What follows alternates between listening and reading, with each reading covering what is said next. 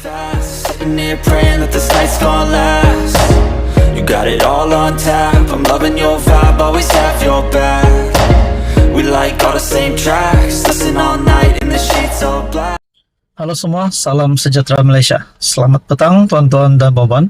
Terima kasih kerana masih bersama di dalam channel ini.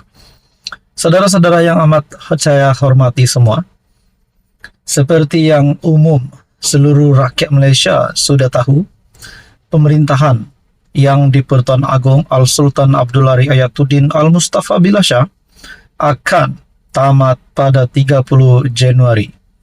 Nah, saudara-saudara, baginda yang di-Pertuan Agong dalam titah ataupun dalam satu berita daripada Astro Awani bertitah, apa jaminan tukar Perdana Menteri kerajaan tiap tahun?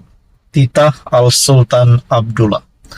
Nah, saudara-saudara, di akhir-akhir pemerintahan yang di-Pertuan Agong pada 30 Januari dan pada 31 Januari, Sultan Johor akan menjadi yang di-Pertuan Agong ke-17.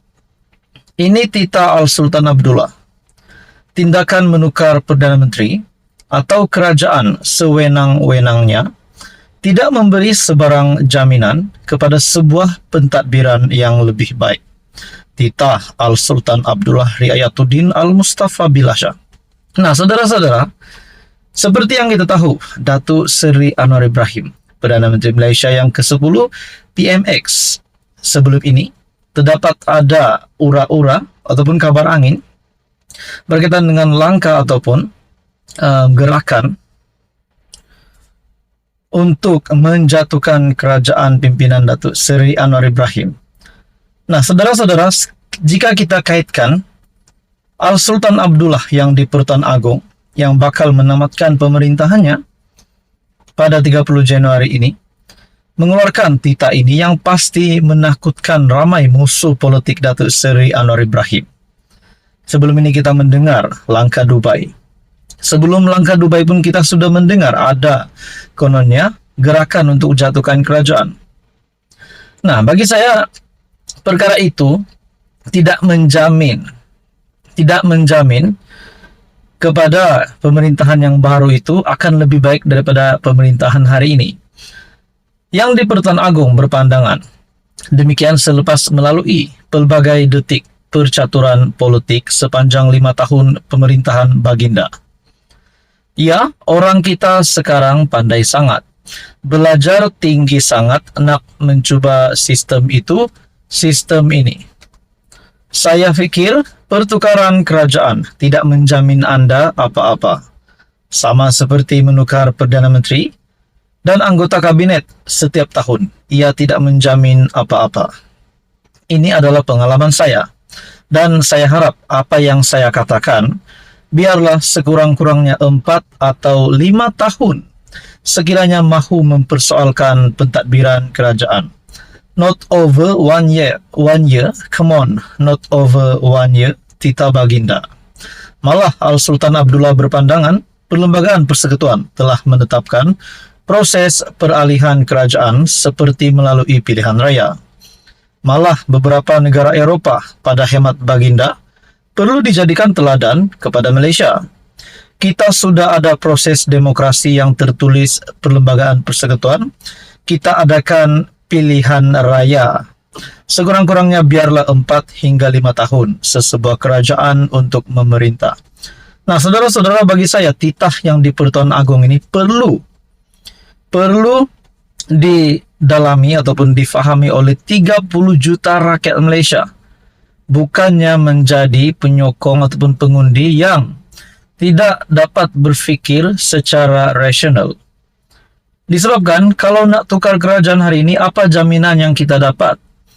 Nah, tuan-tuan dan puan, bukanlah sekadar hanya setahun atau 2 kita nak tukar sewenang-wenangnya, kerana kita sudah perhati bukan saja di Malaysia, negara-negara di Eropah, tengoklah keadaan ekonomi mereka, titah baginda.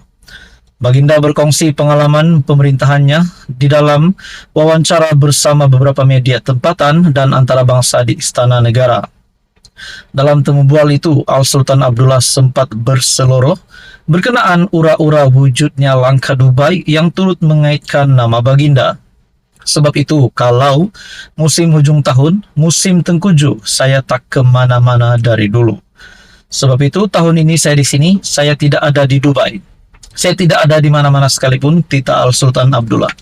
Bagi saya, ini perlu kita amati dengan lebih dalam.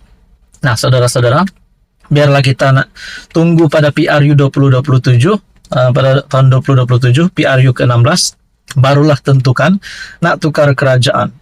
Nah, teman-teman, bagi saya ini satu berita baik untuk Perdana Menteri Datuk Seri Anwar Ibrahim dan kepada musuh-musuh politik Datuk Seri Anwar Ibrahim yang cuba menggulingkan Anwar Ibrahim perlu mendengar titah baginda yang di Pertuan Agong. Jadi saudara-saudara, apa komen Anda berkaitan ini? Teruskan dalam channel ini untuk info yang seterusnya. Jangan lupa tekan butang like, share, dan juga subscribe. Halo semua, salam sejahtera Malaysia. Selamat datang ke channel Fels Lifestyle. Info padu, info hangat disediakan di dalam channel ini. Umum juga sudah mengetahui setakat ini 6 ahli parlimen daripada pembangkang ataupun daripada Bersatu Perikatan Nasional yang sudah sah mengisytiharkan sokongan terhadap kerajaan perpaduan pimpinan Datuk Seri Anwar Ibrahim. MP ke-6 itu baru-baru ini daripada MP Tanjung Karang Zulkifli Hanafi. Nah, sudah 6 MP yang menyokong Datuk Seri Anwar Ibrahim, MP pembangkang, tuan-tuan dan puan-puan. Pada akhirnya banyak spekulasi yang dibuat. Apa yang Muhyiddin patut jawab selepas 6 MP Bersatu ini sudah mengisytiharkan sokongan terhadap kerajaan? Adakah Muhyiddin tidak mahu menjaga MP daripada Bersatu ini? Dan setakat ini ahli parlimen PAS belum ada yang menyatakan sokongan.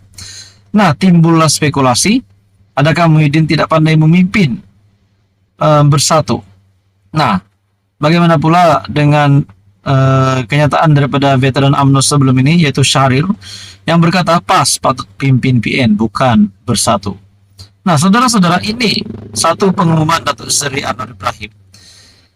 Makin ramai MP pembangkang hilang percaya pada parti sendiri, kata Anwar. Wow, ini satu kejutan untuk kepimpinan pembangkang. Rasanya termasuk Tun Dr. Mahathir Mohamad yang kita dapat lihat memang memusuhi Datuk Seri Anwar Ibrahim.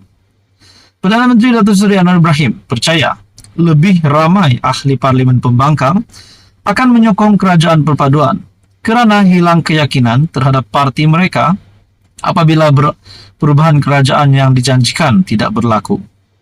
Anwar berkata, mereka hanya dijanjikan dengan janji-janji palsu, dengan pelbagai langkah tebuk atap yang nyata tidak menjadi kenyataan dan memainkan persepsi negatif termasuk isu-isu perkauman.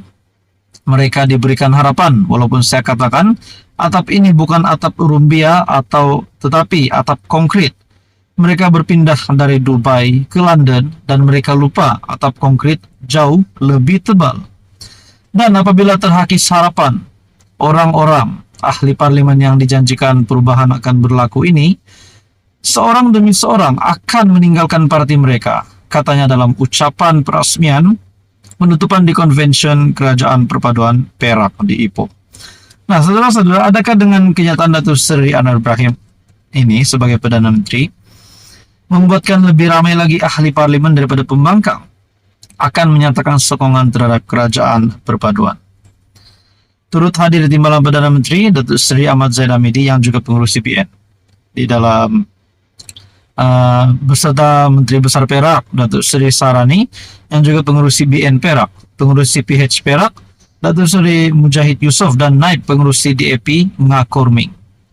Anwar yang juga pengurus CPH berkata, kestabilan kerajaan perpaduan termasuk gabungan dari Sabah dan Sarawak adalah kukuh dan pihak yang sentiasa cuba menggugatnya perlu menerima kenyataan gabungan itu akan kekal sehingga akhir penggal.